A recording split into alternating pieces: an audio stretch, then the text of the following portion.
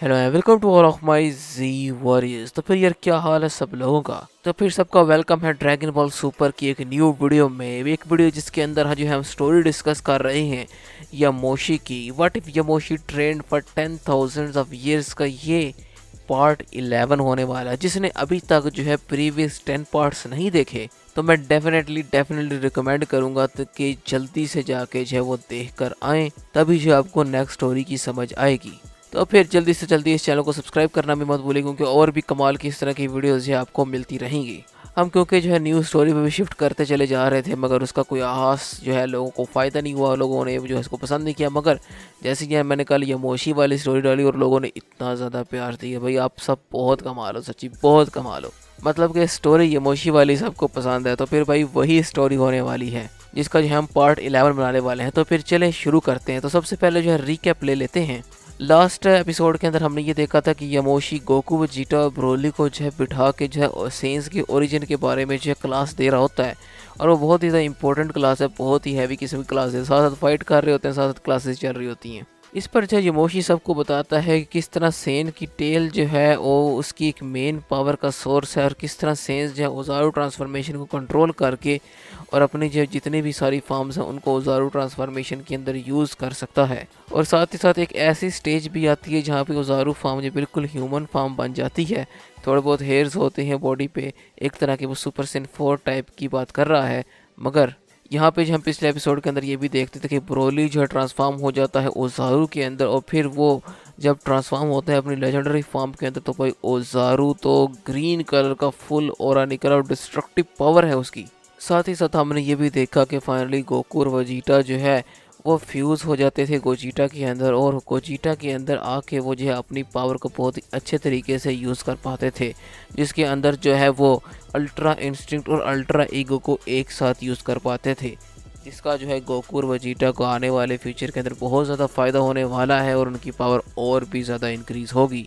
तो फिर शुरू करते हैं अगला एपिसोड। तो यहाँ पे एपिसोड 11 के अंदर हम ये देखते हैं कि यामोशी फाइनली डिक्लेयर कर देता है कि सबकी ट्रेनिंग हो चुकी है कंप्लीट। फाइनली गोकू वेजिटा और ब्रोली की ट्रेनिंग कंप्लीट हो चुकी है। विस्क और बीरस की ट्रेनिंग कंप्लीट हो चुकी है। साथ साथ यामोशी बाकियों को भी ट्रेनिंग देता चला जा रहा था, जिसके अंदर ग्रैंड प्रिंस और दूसरे यूनिवर्स के भी कुछ लोग हैं। उसके बारे में फर्दर डिस्कस करेंगे कि दूसरे यूनिवर्स के लोगों को आखिर यामोशी ने कैसे ट्रेन किया। तो फिर सबसे पहले हम यहाँ पे ये देख लेते हैं कि गोकू वेजिटा की ट्रेनिंग के बाद जब एक दिन रह जाता है सिर्फ, तो फिर यामोशी कहता है कि मुझे ब्रोली के साथ एक दिन हाइपरबोलिक टाइम चेम्बर के अंदर चाहिए, ताकि हम लगातार 10 दिन फाइट कर सकें और ब्रोली को मैं सेंस की ट्रू ओरिजिन के बारे में बताऊं। जब तक गोकू और वेजिटा तुम दोनों किसी तरीके से ये सोचो कि तुम अपनी वापस से टेल कैसे रीग्रो करोगे, क्योंकि मैं जानता हूँ तुम लोगों को बिना टेल के ही रहने की आदत हो गई है, मगर फिर भी ट्रेल रीग्रो करना बहुत ही ज़्यादा ज़रूरी है एक सेन के लिए। अगर तुमने अपनी पावर को और भी मैक्सिमाइज़ करना है और भी ऊपर की तरफ लेकर जाना है, तो फिर तुम्हारी टेल बहुत ज़रूरी है। अब एक मैं ऐसी ट्रेनिंग ब्रोली को देने वाला हूँ, जब ब्रोली ये ट्रेनिंग लेगा तुम खुद कहोगे कि हाँ भाई ट्रेल तो होनी चाहिए, क्योंकि मैं खुद इस पावर को यूज़ कर सकता हूँ और अभी तक मैंने उस पावर को यूज़ नहीं किया, क्योंकि वो पावर बहुत ही ज़्यादा डिस्ट्रक्टिव हो जाएगी। मगर फिर भी आने वाले फ्यूचर के अंदर मैं तुम दोनों को हिंट दूंगा, और ब्रोली भी तुम्हें पावरफुल फील होना शुरू हो जाएगा उस ट्रेनिंग के बाद, जो कि ओजारू ट्रेनिंग में ब्रोली को देने वाला हूँ। इसके बाद ये सुनकर यामोशी और ब्रोली वो चले जाते हैं हाइपरबोलिक टाइम चेम्बर के अंदर ट्रेनिंग करने के लिए। और यहाँ पर गोकू और वेजिटा जो कि अब अनफ्यूज हो चुके हैं, वो जाते हैं सीधा विस और बीरस के प्लेनेट के ऊपर, जहाँ पे उन्हें मिलता है विस, वीरस और कुछ और यूनिवर्स के गॉड ऑफ डिस्ट्रक्शन, जो कि बीरस के साथ मिलकर ट्रेनिंग कर रहे हैं। और वहाँ पे उन्हें पता लगता है कि सारे के सारे यूनिवर्स वो तैयार हैं एक मल्टी लेवल टूर्नामेंट के लिए। और अब गोकू और वेजिटा वहाँ पे सबसे मिलते हैं, तो फाइनली उन्हें काफ़ी ज़्यादा जाने पहचाने चेहरे भी वहाँ पे नज़र आते हैं। और फाइनली वहाँ पे जो डिस्कशन चल रही होती है कि आखिर इस मल्टी लेवल जो है यूनिवर्सल टूर्नामेंट की आखिर ज़रूरत क्या पड़ गई। तो जो है सब उनको बात कंफर्म करते हैं, ख़ासतौर पे विस ये कंफर्म करता है कि लॉर्ड ज़लामा ने जो है हमें ये सब करने के लिए कहा है। वो एक ऐसे बीइंग है जो कि जिनकी पावर बहुत ही ज़्यादा है, जो कि जहनों से भी ऊपर हैं। इसी वजह से उनके माइंड में कुछ ना कुछ तो चल ही रहा होगा, जिस वजह से जो है उन्होंने जो इतनी बड़ी जो है फाइट का हमें कहा। दूसरी तरफ जो हम ये देख रहे होते हैं कि यामोशी और ब्रोली जो हाइपरबोलिक टाइम चेम्बर के अंदर हैं, और यहाँ पे यामोशी को जो है वो एक जो है अलग ही तरीके की वाइब आती है ब्रोली से। वो कहता है कि मुझे लगता है कि तुम जो है ये कर सकते हो। अगर हम जो है 10 दिन भी यहाँ पे गुजारें, कुछ ना कुछ जो है मैं तुम्हें इतना नॉलेज तो दे दूंगा कि तुम अपनी पावर को थोड़ा बहुत अवेकन कर सको। और वैसे भी हम फर्दर देख ही लेंगे कि आखिर जो है तुम्हारे अंदर और कौन कौन सी ऐसी चेंजेस आती हैं। इसके बाद जो है यामोशी ब्रोली से कहता है कि तुम अभी जो है गोकुर वजीटा के सामने जो अपनी लेजेंडरी फॉर्म के अंदर ओजारू में ट्रांसफॉर्म हुए थे। मैं चाहता हूँ तुम एक बार जो है दोबारा करो, मैं जो है तुम्हें करीब से देखूँ कि आखिर तुम्हारे ट्रांसफॉर्मेशन का तरीका ठीक भी है या फिर नहीं। यामोशी दोबारा से जो है एक fake moon hyperbolic time chamber के अंदर प्लेस करता है, और फिर जो है वो ब्रोली से कहता है कि मून को देखो और जो है ट्रांसफॉर्म हो जाओ एक ओजारू के अंदर। मगर बहुत जल्द ये ऐसा होने वाला है कि तुम्हें जो है इस मून की ज़रूरत नहीं पड़ेगी, अगर तुम जो अपनी ओजारू को परफेक्टली कंट्रोल कर पाओ तो। इसके बाद ब्रोली जो दोबारा से जो है ओजारू के अंदर ट्रांसफॉर्म हो जाता है, और साथ ही साथ उसकी लेजेंडरी फॉर्म भी है। इस बार जो है ब्रोली का अपने ऊपर काफ़ी ज़्यादा कंट्रोल है, जो कि देख के जो यामोशी काफ़ी ज़्यादा खुश होता है। कहता है तुम तो एक क्विक लर्नर हो, साथ ही साथ जो तुम कंट्रोल करना भी सीख रहे हो, साथ साथ तुम्हारी ट्रांसफॉर्मेशन काफ़ी ही ज़्यादा बेहतर है। मगर मैं चाहूँगा कि तुम अजय अभी भी कुछ ट्रांसफॉर्मेशन करते हुए ये चेंजेस लाओ अपनी बॉडी के अंदर। सबसे पहले तो तुम ओजारू के अंदर ट्रांसफॉर्म होते हो और फिर जाके जो है अपनी पावर अप करते हो। मगर जो है इस बार ऐसा नहीं करना, इस बार जो है थोड़ा चेंज लेकर आते हैं ट्रेनिंग के अंदर। इस बार तुम ऐसा करो कि ओजारू ट्रांसफॉर्मेशन के साथ साथ जो है अपनी पावर इंक्रीज करना शुरू करो ह्यूमन फॉर्म के अंदर ही। अगर तुम जो है ह्यूमन बॉडी के अंदर ही रह के जो है अपनी लेजेंडरी फॉर्म अचीव करते जाओ और साथ ही साथ मून को देखो, फिर जाके जो है तुम्हारी एक तरह की न्यू अपीयरेंस बन जाएगी। ब्रोली जो है इस चीज़ को बार बार ट्राई करने की कोशिश कर रहा होता है, मगर कोई फ़ायदा नहीं होता। वो जो है उसे एक प्रॉपर टेक्निक जो एक प्रॉपर वे नहीं मिल रहा। वो जो है एक साथ दोनों फॉर्म्स को जो है नहीं यूज़ कर पा रहा। मगर ब्रोली यामोशी कहता है कि तुम्हें जो है ये करना ही होगा ब्रोली। इस पर जो है ट्रेनिंग करवाऊंगा, तुम्हें बार बार ट्रेनिंग करवाऊंगा। मगर हमेशा जो है ब्रोली के साथ ऐसा होता है, या तो वो पहले ओजारू में ट्रांसफॉर्म होकर लेजेंडरी फॉर्म में जाता है, या फिर लेजेंडरी फॉर्म में ट्रांसफॉर्म होकर ओजारू ट्रांसफॉर्मेशन के अंदर चला जाता है। यामोशी जो है लगातार उसको जो है एक पूरा दिन इस पर देता है कि तुमने जो पूरा दिन ट्रांसफॉर्मेशन ही करनी है और कुछ भी नहीं। और ओजारू ट्रांसफॉर्मेशन जो बहुत ही स्ट्रेस वाला प्रोसेस है। इसके अंदर जो है तुम्हारा स्टेमिना बहुत जल्दी लूज़ होगा और तुम्हारे पास चांसेस भी बहुत ज़्यादा कम होंगे, जब तक जो तुम खुद जो है भूख से मर नहीं जाते, जब हमारा स्टेमिना जो है वो ख़त्म नहीं हो जाता, तुम बेहोश नहीं हो जाते, तब तक जो है तुमने लगातार ट्रांसफॉर्मेशन को जो है करते रहना है। वहाँ पे जो है ब्रोली लगातार पूरा दिन मेहनत करने के बाद जो है फाइनली कोई असर नहीं हो रहा होता उसकी जो है ट्रांसफॉर्मेशंस पे। वो जो कंट्रोल नहीं कर पा रहा होता, ये दो ट्रांसफॉर्मेशन को एक साथ हैंडल नहीं कर पा रहा होता। तो फिर सेकंड डे जो है यामोशी उसे एक डिफरेंट तरीका जो है वो यूज़ करने के लिए कहता है। वो कहता है कि इस बार जो है तुम कॉन्शियसली मून को मत देखो, तुम जो है सिंपल अपना फोकस करो अपनी लेजेंडरी फॉर्म के अंदर ट्रांसफॉर्म होने में, और साथ साथ हम फाइट करेंगे। और फाइट के दौरान जो है मैं तुम्हें ट्रिक करके जो है थोड़ा बहुत मून को शो करवाऊंगा तुम्हारे सामने। तो फिर यहाँ पे मसला अब यहाँ पे ये है कि तुम्हें मुझे फाइट करनी पड़ेगी बेस फार्म के अंदर, और तुम्हारी इतनी पावर नहीं है, तो मैं अपनी पावर को जो और भी ज़्यादा लो कर लेता हूँ तुम्हारे लेवल तक, ताकि जो बेस फार्म में आ सकूँ मैं भी। इसके बाद जो यामोशी और ब्रोली की फाइट शुरू हो जाती है। वो दोनों जो आपस में पंचेस पे पंचेस मारते चले जा रहे हैं। ब्रोली जो यहाँ पे बहुत ज़्यादा नर्वस इस वजह से है क्योंकि अब आके जो है बेस फार्म के अंदर जो है उसकी ट्रेनिंग स्टार्ट हो चुकी है, और पता नहीं ना जाने मैं जो है जो यामोशी बोलता है उस चीज़ को अचीव भी कर पाऊँगा या फिर नहीं। तो फिर जैसे जैसे जो है फाइट हो रही होती है, आहिस्ता आहिस्ता यामोशी पावर अप करता है, साथ ही साथ जो ब्रोली को भी कहता है पावर अप करने के लिए। तो फिर ब्रोली जो है साथ साथ अपनी अपनी थोड़ी बहुत पावर इंक्रीज करना शुरू हो जाता है। यामोशी कहता है कि अभी जो है तुम लेजेंडरी फॉर्म के अंदर ट्रांसफॉर्म मत हो, अभी जो है सिंपल सुपर सेन के अंदर ट्रांसफॉर्म हो जाओ। आहिस्ता आहिस्ता जो ब्रोली सुपर सेन के अंदर ट्रांसफॉर्म हो रहा होता है, साथ साथ जो है यामोशी थोड़े बहुत ट्रिक्स के साथ उसे जो है अनकॉन्शियसली मून शो करवाने की कोशिश करता है, ताकि अनकॉन्शियस माइंड जो है उसका ओजारू के अंदर ट्रांसफॉर्म होना शुरू हो जाए, और ख़ुद जो है अपने माइंड के साथ वो जो है अपनी बॉडी को सुपर सेन के अंदर ट्रांसफॉर्म करना शुरू कर दे। ये करते करते जो है एक ऐसी स्टेज आती है जहाँ पे पूरा दिन जो है उनका ट्रेनिंग के अंदर निकल जाता है और यामोशी बार पे जो है ट्राई करता चला जा रहा है। और इस तरफ जो ब्रोली है वो बार बार बेस फार्म से सुपर सेन फार्म के अंदर जो है जाता है। और फिर जो है फाइनली डे के लास्ट के अंदर ऐसा होता है कि यामोशी जैसे ही अनकॉन्शियसली उसको जो है अपनी बैग से जो है मून निकाल के दिखाता है, तो क्योंकि मून जो है एक तरह की बिल्कुल एक टेलीपोर्टेशन सी डिवाइस बन गई है, बिल्कुल आपके हाथ में समझ लो आ जाता है, इस कदर जो है वो चीज़ बन जाती है। एक यामोशी के पास ऐसी डिवाइस है जो कि वेजिटा के पास भी थी, जो है वो आर्टिफिशियल मून बना लेता था आसमान में। तो फिर यहाँ पे एक टाइम ऐसा आता है जहाँ पे आहिस्ता आहिस्ता लगता है कि साथ साथ ओजारू ट्रांसफॉर्मेशन भी होती चली जा रही है, साथ साथ जो है ब्रोली सुपर सेन के अंदर भी ट्रांसफॉर्म होता चला जा रहा है। और फिर अचानक एक स्नैप होती है और दोबारा से जो है ब्रोली अपनी बेस फॉर्म के अंदर आ जाता है। थोड़ी बहुत जो है ऐसा उसका माइंड जो है वहाँ पे आके दोबारा से एक्टिव हो गया, जहाँ पे जो माइंड को लगा कि जो अभी एक ट्रांसफॉर्मेशन वन टाइम हो सकती है। अनकॉन्शियस माइंड जो उसको दोबारा से कॉन्शियस हो चुका था, मगर यामोशी को समझ आ गई थी आखिर जो इसको ट्रेनिंग किस तरह करवानी है। तो फिर फाइनली डे एंड हो जाता है। डे 3 पे जो फाइनली यामोशी कहता है ब्रोली से कि फाइनली अब तुम जो लेजेंडरी जो फार्म है उसके अंदर ट्रांसफॉर्म होना की कोशिश करो, और साथ ही साथ जो है मैं तुम्हें मून के बारे में बताता हूँ कि जो है आज हम फाइट के अंदर मून को यूज़ नहीं करने वाले, आज जो है लेजेंडरी फार्म पे फोकस करेंगे, आखिर जो है उसको कैसे कंट्रोल करना है। अभी भी तुम्हारा फुल कंट्रोल नहीं है उस पर।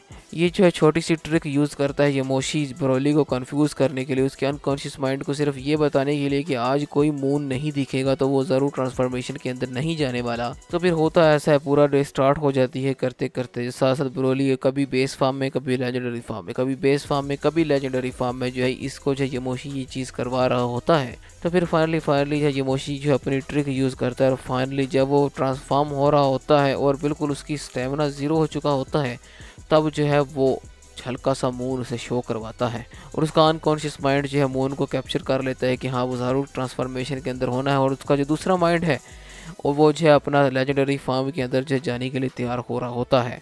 और फिर इस तरह जो है आहिस्ता आहिस्ता दोनों जो है फार्म्स आपस में मिल जाती हैं और यहाँ पे फाइनली ब्रोली जो है ट्रांसफॉर्म हो जाता है लेजेंडरी ओजारू के अंदर। एक परफेक्ट ओजारू तो नहीं है ये, मगर ओजारू बिल्कुल ऐसा है कि उसके फेस की शेप बड़ी है, मगर वो बड़ा बिल्कुल नहीं है, वो बिल्कुल ह्यूमन साइज का ओजारू है, छोटा सा। और बॉडी तकरीबन ह्यूमन वाली है, मगर फिर भी अभी फुल बॉडी पे हेयर्स हैं और पाँव हाथ बिल्कुल वही ओजारू वाले हैं कि मंकी वाले। अभी तक जो है वो ट्रांसफॉर्म नहीं हो पाया पूरे तरीके से, जो कि यामोशी एंटिसिपेट कर रहा था। और मगर फिर भी ब्रोली के लिए काफ़ी ही ज़्यादा ह्यूज लैप था, एक ह्यूज गैप थी उसके लिए, ये कवर कर लिया उसने। फाइनली जो एक नेक्स्ट स्टेप है उसकी परफेक्ट ओजारू ट्रांसफॉर्मेशन के अंदर जाने का। तो यहाँ पे हम ये देखते हैं कि फाइनली जो है यामोशी उस ट्रांसफॉर्मेशन के अंदर है और वो ये कह रहा है कि मेरी बॉडी बहुत ही अजीब फील कर रही है, मुझे नहीं पता मैं किस बॉडी में हूँ, और मुझे ऐसा फील हो रहा है कि शायद मेरी दो बॉडीज़ हैं और मैं एक को कंट्रोल कर पा रहा हूँ मगर साथ साथ दूसरे को भी कंट्रोल कर रहा हूँ, मगर मुझे कुछ समझ नहीं लग रही।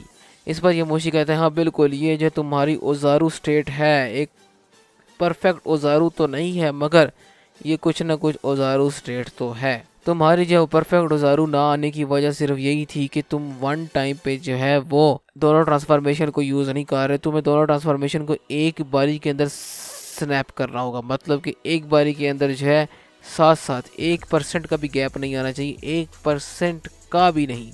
और लगता है तुम्हारा जो है ज़्यादा जो है ओजारू फार्म पहले आ गई और लेजेंडरी फार्म बाद में, इसी वजह से तुम ओजारू के अंदर जो है ज़्यादा इस टाइम हो। तुम्हारी शक्ल भी जो है ओजारू वाली है, अभी भी ह्यूमनॉइड शक्ल नहीं हुई, मगर जिसकी फार्म की बात मैं कर रहा हूँ वो ह्यूमनॉइड है, ओजारू भी है, उसके अंदर हल्के हल्के हेयर्स पे बाल आ जाते हैं बस।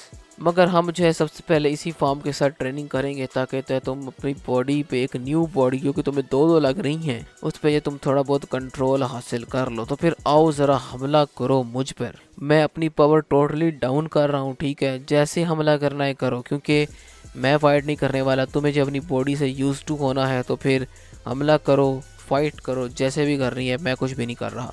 मेरी फुल पावर इस टाइम जो 0 कुछ % पे रख दी है मैंने, तुम्हारी बेस फार्म से भी नीचे। तुम्हें अब सिर्फ करना ये है कि मुझ पे अटैक करते चले जाना है। तो फिर यहाँ पे जो ओजारू फार्म के अंदर, जो कि हाफ परफेक्ट ओजारू फार्म उसे हम कहेंगे, उसके अंदर जब ब्रोली सीधा यमोशी की तरफ आता है और यमोशी को उसके बालों से पकड़ लेता है, क्योंकि भाई ओजारू का स्टाइल जो है वो भी फाइटिंग स्टाइल इसके अंदर इन्वॉल्व होगा। ओजारू भाई अन्य फाइट करता है। तो फिर जो बालों से पकड़ लेता है वो यमोशी को, और फिर यमोशी को उठा के जो ज़मीन पे फेंक रहा होता है, और फाइनली एक गोल सा चक्कर दे के यमोशी को एक पहाड़ के साथ फेंकता है, और वहाँ पहाड़ 2 टुकड़े हो जाता है। और यमोशी जो दोबारा से जो अपनी फुल हाई स्पीड और इंस्टेंट ट्रांसमिशन के साथ जो है दोबारा ब्रोली को ज़रूर फार्म के पास आ जाता है, क्योंकि पता है कि अभी ये फार्म जो है वो इतनी स्पीड के अंदर नहीं हुई कि ये जो है स्पीड के अंदर मुझे कैचअप कर सके। इसके बाद जब ब्रोली दोबारा ऐसा करता है कि अपने मुंह से जो की ब्लास्ट करना शुरू कर देता है, और फिर जो है यमोशी जो उसको डोज कर रहा होता है, वो कहते हैं हाँ बिल्कुल तुम्हारे जो है 60% नहीं, आई थिंक 65% जो ज़ारू ट्रांसफॉर्मेशन अभी भी तुम्हारे अंदर है, क्योंकि जो है तुम अभी जो है ज़ारू वाली सारी ट्रेड्स को यूज़ कर पा रहे हो, और ना ही तुम्हारी कोई अभी तक स्पीड अब मेरे सामने आई है। मगर जिस जो है परफेक्ट ज़ारू की मैं बात कर रहा हूँ, वो साथ ही साथ एक न्यू ट्रांसफॉर्मेशन भी है सेंस के लिए। अगर वो अचीव कर लेता है तो तुम्हें दोबारा से जो मून की ज़रूरत नहीं पड़ेगी, और तुम्हारी बिल्कुल एक ऐसी ट्रांसफॉर्मेशन होगी जैसे तुम सुपर सेन के अंदर ट्रांसफॉर्म होते हो। तो फिर चलो ब्रोली कम ऑन, हम मुझ पे जो बार बार हमला कर अपनी बॉडी से यूज टू हो जाओ। मगर यहाँ पे हम देखते हैं कि ब्रोली को थोड़ी बहुत जो मुश्किल हो रही होती है किक्स मारने में। वो अक्सर लेफ्ट मारना चाहता है तो राइट पाँव उसका ऊपर उठ जाता है। तो जो है यमोशी कहते हैं कि हाँ बिल्कुल हैंग आउट हो जाएगा तुम्हारी बॉडी के साथ, अभी थोड़ा टाइम लगेगा। तो फिर इस तरह जो है डे 4 भी एंड हो जाता है, सिर्फ ब्रोली की अपनी बॉडी पे कंट्रोल करते करते। साथ साथ यमोशी कहता है कि तुम जो दोबारा से जो इसी तरह आहिस्ता आहिस्ता जो है इस पावर को अचीव करना सीखोगे। तो फिर लगातार जो है 2-3 दिन की मेहनत के बाद यहाँ पे जब आता है 7वां दिन, तो यहाँ पे जो है ब्रोली कहता है कि हाँ बिल्कुल अब मैं जो है इस ट्रांसफॉर्मेशन के अंदर जो है ईजिली आ जा सकता हूँ। मगर अभी भी आप कह रहे हो कि ये हाफ ट्रांसफॉर्मेशन, अभी भी जो है मैं उस लेवल तक नहीं पहुँचा जहाँ पे आप मुझे बता रहे थे। तो ये मोशी कहते हैं हाँ बिल्कुल, उसके लिए जो तुम मेरा एक और डिफरेंट ट्रेनिंग मेथड है तुम्हारे लिए, जो कि मुझे लगता है जिस तरह तुम्हारी प्रोग्रेस चल रही है ना, तुम अगले 3 दिन में सीख ही जाओगे। तो फिर अगला हमारा सीन यहाँ पे ये होने वाला है कि तुम्हें बिल्कुल ही अनकॉन्शियस होना पड़ेगा, और कोशिश ये करनी है कि अनकॉन्शियस होते तुम बार बार जो फेड इन और फेड आउट कर रहे हो अपनी लेजेंडरी फार्म के अंदर से, क्योंकि बेहोश होते हुए अक्सर जो फेड इन फेड आउट होती है एक फार्म सेन की जो भी हो वो। और फिर दोबारा से होश में आते हुए अगर तुम मून को देखोगे तो तुम दोनों फार्म्स को जो इक्वली तौर पर जो डिवाइड कर पाओगे अपनी बॉडी के अंदर होंगे। इस बार जो तुम्हारे दोनों माइंड सो रहे होंगे। तो फिर करता यहाँ पे यही है कि जो है दोबारा से जो फाइट स्टार्ट हो जाती है योमोशी और ब्रोली की। इस बार योमोशी अपनी पावर अप करता है और ब्रोली को धोना शुरू हो जाता है, कभी उसके पेट में मार रहा होता है, कभी उसकी कमर में मार रहा होता है। तो फिर फाइनली जो है जब टाइम आ जाता है कि जब योमोशी को लगता है कि डे एंड होने वाला है, तो जो है वो ब्रोली को उसकी जो है गर्दन के पीछे जो है एक हमला करता है, और वो जब ब्रोली वहीं पे बेहोश होकर ज़मीन पे गिर जाता है और दोबारा से अपनी बेस फार्म के अंदर चला जाता है। इस तरह जो है नेक्स्ट 8वें दिन भी जो है यही सब कुछ हो रहा होता है। ब्रोली को जो है हमले पे हमले हो रहे होते हैं। ब्रोली बार बार दिन में पता नहीं कितनी बार बेहोश होता है यमोशी के हाथों। यमोशी इस बार बहुत ही बुरे तरीके से धो रहा है भाई ब्रोली को। यमोशी का ट्रेनिंग मेथड जो है ना और टीचिंग मेथड भी इतना ज़्यादा स्ट्रिक्ट है भाई। तो फिर फाइनली जो है 9th डे आता है, तो यमोशी जो है अनकॉन्शियस ब्रोली को जो है दिन में न जाने 15-20 बार जब मून दिखाने की कोशिश करता है, मगर थोड़ा सा जो है वो आके जो है ब्रोली ओजारू परफेक्ट के अंदर दोबारा से फेड इन हो जाता है अपनी बेस फार्म के अंदर। तो फिर यमोशी कहता है अभी जो है इसको और मेहनत करनी पड़ेगी। मुझे तो लगा था 10 दिन के अंदर ये बंदा सीख जाएगा, मगर अब लग रहा है कि जो है इस चीज़ को बहुत ज़्यादा टाइम चाहिए। ऑब्वियसली मुझे इतना टाइम लगा तो इस बंदे को जो बहुत ज़्यादा टाइम लगने वाला है। तो फिर करना हमारे यहाँ पे यह है कि नेक्स्ट डे देखेंगे, फाइनल डेज देखेंगे, मगर थोड़ी बहुत तो जो है हम इस चीज़ को जो है बेस आउट कर ही पाए हैं कि आखिर जो है ट्रांसफॉर्मेशन वो होनी कैसी है। तो फिर 10th डे आ जाता है। यहाँ पे जो दोबारा से जो है यमोशी ब्रोली की फाइट शुरू हो जाती है। यमोशी जो है बार बार ब्रोली को बेहोश करने में लगा हुआ है, मगर यहाँ पे इस बार जो है यमोशी की पावर ज़्यादा थोड़ी होती है और यमोशी जो ब्रोली को इस कदर मारता है कि उसकी गर्दन की एक साइड की हड्डी जो है वो बाहर की तरफ आ जाती है। मतलब एग्जैक्टली टूटती तो नहीं है, अपनी जगह से थोड़ी सी डिसलोकेट हो जाती है। और जब ब्रोली बहुत ही बुरे तरीके से चीखता है और चीखते जो घायल ज़मीन पे गिर पड़ता है। यमोशी जो है ये देख के थोड़ा सा जो सैड होता है, वो कहता है हो लगता है मैंने ज़्यादा ही ज़ोर से मार दिया इस बारी, मगर चलो एक्सपेरिमेंट तो करना है, देखते हैं क्या होता है। तो फिर जैसे ही जो है ब्रोली दोबारा से होश में आता है, उसके सामने होता है चांद और उसके बिल्कुल फेस के पास बहुत ही करीब। और जैसे जो है वो जो है यमोशी को देखता है, अपनी पावर अप इंक्रीज़ करता है और साथ ही साथ जो है उसका अनकॉन्शियस माइंड जो है ओजारू के अंदर भी ट्रांसफॉर्म होना शुरू हो जाता है। तो फिर फाइनली इतनी ज़्यादा इमेंस लाइट और हीट के बाद जब जो है सारी हीट आसपास से हटती है और सारी लाइट जो थोड़ी सी डिम होती है, तो हमें देखने को मिलता है सुपर सैयन 4 लेजेंडरी ब्रोली। जी हाँ बिल्कुल, ब्रोली जो है सुपर सैयन 4 के अंदर उसकी जो बॉडी हेयर्स हैं वो भी इतने कमाल लग रहे हैं, मतलब ग्रीनिश सा शेड दे रहे हैं और बहुत ही कमाल है। तो फाइनली ब्रोली जो है ट्रांसफॉर्म हो चुका है एक न्यू फॉर्म के अंदर, जो कि जो है यमोशी ने एंटिसिपेट की थी, जो एक परफेक्ट फॉर्म है एक सैयन के लिए। जिसमें हम यहाँ पे देख रहे हैं कि ब्रोली की जो बैक पे और उसकी चेस्ट पे बाल इतने नहीं है, बिल्कुल बाकी बॉडी पे बाल हैं। उसकी एक आउटफिट भी बिल्कुल नहीं है, बिल्कुल जो है सुपर सैयन 4 वाला स्टाइल है। फाइनली हमें जो है सेंस की ट्रू ओरिजिन के बारे में पता चला कि आखिर जो है असल पावर सेंस की इस तरह निकल कर आती है। तो फिर यहाँ पे यमोशी ब्रोली से कहता है कि तुम फाइनली रेडी हो चुकी हो। इस फार्म के अंदर मैं तुमसे फाइट नहीं करूंगा, क्योंकि मुझे पता है ये फार्म अभी तुम्हारे अचीव किया और तुम्हारी पावर बहुत ही ज़्यादा है और तुम इसको कंट्रोल बहुत अच्छे से कर पाओगे, क्योंकि ये फार्म फाइनली परफेक्ट हो चुकी है। अब तुम्हें जो और इसमें ट्रेनिंग की ज़रूरत नहीं है। अब जो है सिर्फ तुम्हें करना यह है कि इस फार्म को जो अपनी बाकी पावर्स के साथ जो है अचीव करना है। फॉर एग्जांपल हम गोकू की बात करें तो वो जो है इस फार्म के अंदर अल्ट्रा इंस्टिंक्ट को जो है यूज़ कर सकता है। अगर अभी तो बहुत अच्छी बात है, तो अपने लास्ट जो हाफ औजार ट्रांसफॉर्मेशन थी उसके अंदर पागल नहीं हुई, क्योंकि अक्सर लोग पागल भी हो जाया करते हैं। तो फिर ब्रोली फाइनली तुम्हारी ट्रेनिंग कंप्लीट हो चुकी है। अब हम निकलते हैं इस हाइपरबोलिक टाइम चेम्बर के अंदर और जाके मिलते हैं बाकियों से और देखते हैं कि आखिर ज़लामा क्या कहता है। तो फिर यहाँ पर जो एपिसोड का हो जाता है एंड अगले एपिसोड के अंदर जो बहुत ज़्यादा इंटरेस्टिंग चीज़ें होने वाली हैं। हम जो दूसरे यूनिवर्स के बंदों के बारे में जानेंगे थोड़ा बहुत, कि वहाँ जो यमोशी जाके क्या क्या करता रहा है, और थोड़े बहुत और भी जो विलेंस थ्रेट्स और मल्टीवर्सल टूर्नामेंट जो है इस सीरीज़ के अंदर लेकर आएंगे। तो फिर मुझे बताइए आपको जो है फाइनली वीडियो कैसी ही लगी। अगर आपको वीडियो अच्छी लगी तो इस चैनल को सब्सक्राइब करना मत भूलिएगा, बेल आइकन को दबा दीजिए ताकि जो आपको नोटिफिकेशन जल्दी से जल्दी मिलते रहो, जल्दी से जो आप वीडियो को देख लो। तो फिर यहाँ पे जो है वीडियो एंड करने वाले हैं। खुश रहें, खुश रखें। आपसे मुलाकात होगी इंशाल्लाह अगली वीडियो में। So good by two all of my G warriors.